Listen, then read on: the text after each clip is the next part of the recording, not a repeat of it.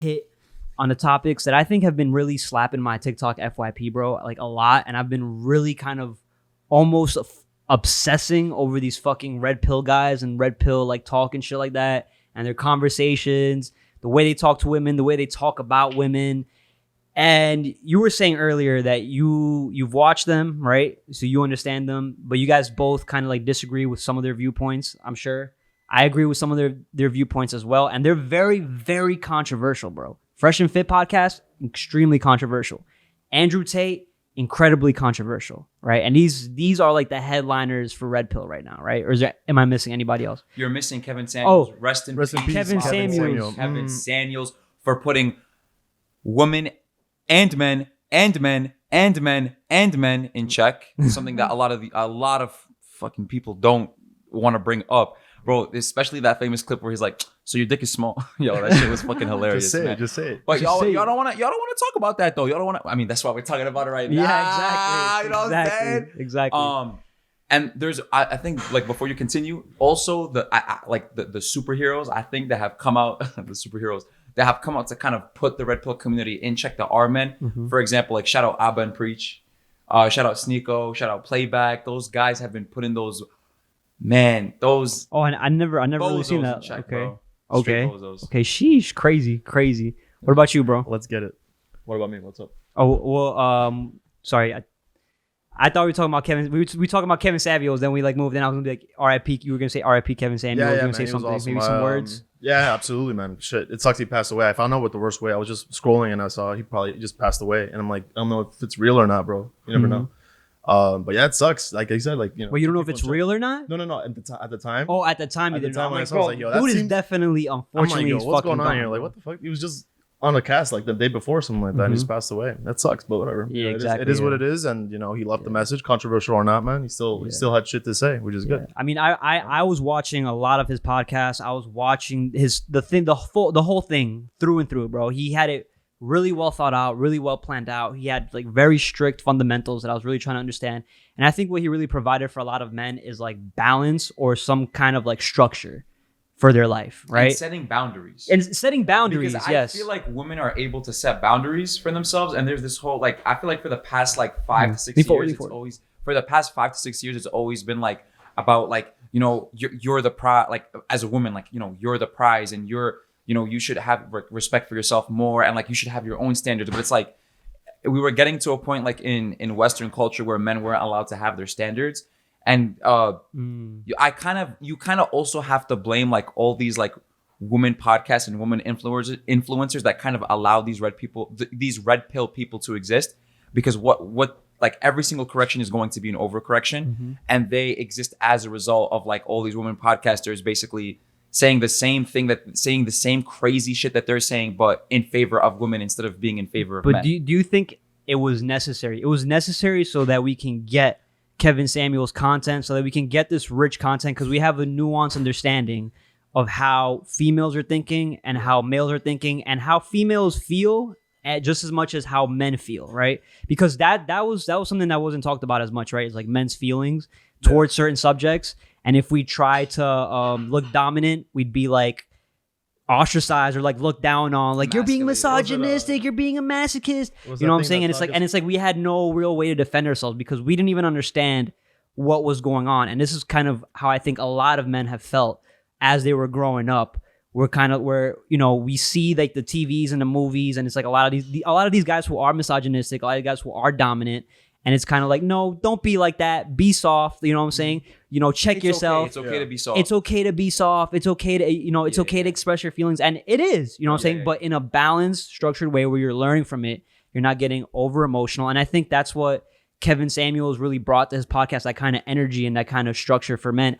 And he put a lot of women in check, and he also put men in check. And there was that one podcast that I watched where it was literally all about putting a man in check, and he had male callers.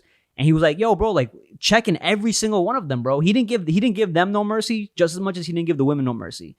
And like, that's what I respected a lot about him. I'm like, bro, like this dude is not here to just go after females. Like he's here to put women in line just as much as he is there to put men in line, right? Now, obviously, his show attracted a lot of women because it was very controversial towards women, and that's what really got him blown up. So that's why I think he spoke a lot about women. And eventually, social media has this weird way of creating like this kind of almost like a third mentality, or like a third character, like in the background. And it was almost like they were like, people were literally, like women specifically, were literally celebrating the fact that he died. Yeah, and that's dark. bullshit. You know what I'm That was saying? bullshit, That's man. dark, and that's what Shit is insane. and that came from the energy that he put out there, right? But so I get it. So I'm like, yo, I get it. Like, I can see their point of view, but like, is that right? Like, I don't think that's right, but it's what's gonna happen, bro. You know what I'm saying? Like, I could start this podcast. Eventually, there's gonna be people celebrating my death, bro. You know what I'm saying? If I do anything that's worth changing somebody's life, right? You know what I'm saying? Like, if I do anything that's worth talking about, somebody's always gonna talk down on it, no matter what. You're always That's gonna very have true, that, bro. Haters You're are your always gonna biggest have fans. that. You're always gonna have that. So, I don't know. But I do think it's just fucked up how women can really celebrate like all thing, and the most important thing is that a lot of these women never ever watch the full thing through before they criticize it. I think it's fair if you watch the full thing through and you can literally sit here and be like, yo, this is the point he made that I disagree on, and you have your own perspective. I can respect that. You know what I'm saying? I can be like, yeah, of course you disagree with him. That makes a lot of sense. But when you're just like being so negative over something you don't fully understand, you look very ignorant and childish.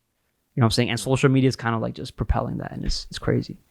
It's crazy. Yeah, especially those like little bites they do, like people put like their edits and shit like that, where it's like he only says this one part or anything, something controversial, and there's no context behind it. Exactly. You know what I mean? And so people just like, oh fuck, he said XYZ. Exactly. Now I'm pissed. But I'd be lying if I'd say I didn't watch those videos, because I definitely watched those videos all the way fucking through. You know what I'm saying? And I scatter through the fucking comments, and I'm like, yo, what are these people saying? Like, how are they thinking and shit like that? And like, I'm adding to that. You know what I'm saying? Because that's what pushes the algorithm. That's what pushes the video to get more views and shit. So yeah. So I want to ask you guys, how did you guys come across red pills? Like red pill men, like red pill, like the genre. That's like a fucking genre at this point, dude, right? At this point, yeah, fuck yeah. I mean, I'll talk first. I mean, I was on here for my first cast. I was talking about like my breakup and shit, and so that kind of put me in check. I realized, yeah, I got to change some shit, because I didn't want to do the same bullshit every time, because I don't want to be insane. You know what I mean? Yeah. So I came across Playing with Fire, and that's my guy. Oh yeah, that's Yeah, what he's that's doing. what I love that dude. Yeah, check it out, man. It's too good. So from there I was like, yeah, I'll watch this stuff, and But specifically, Fresh and Fit, I never really got into them. Never really got into I think that. It was just maybe a little too out of or my Andrew scope. Tate. No. But you definitely don't fuck with them. You don't like them, or you No, just that's you not- just turned off by them, or what's your opinion like on you said, it? I never really like dove deep into the fucking content. So I Yeah. never, I can't really give a good opinion on it. Okay. Is there anything you've like heard that you just disagree with, or like a lot I of it? think or like, what was it? The dude from Fresh and Fit was saying like you gotta tune your girl, that way you love her, some shit like that. oh, you got to cheat on her to know you love something her? like that. I don't know. Correct me if I'm wrong. I'm not too sure. I don't know. I've never heard that. That's fucking crazy. Or something like that. I'm like, I don't really believe that shit. I But mean, you could also know if you feel pain by crashing a car. You could do that too. yeah, Just go 120 on the highway and then kill yourself. You might feel Well, something. what are your thoughts on the whole red pill? How did you come across So it, bro? okay, so before I came wanna hear in your contact with red pill, because I feel like red pill is sort of like men empowerment. But my first taste of men empowerment. You want me to was, Google it? That way we all know what like red pill is. well, I mean, red pill is basically like empower. It's. I mean, true. okay, so red pill is obviously it's talking about the reference is to the Matrix and like you eat the pill to get access to reality, right? And how things actually are versus a rejection of like feelings or like optics. Let's see how things really are. Ironically, the same people that say that are in their feelings and in their bag way too much.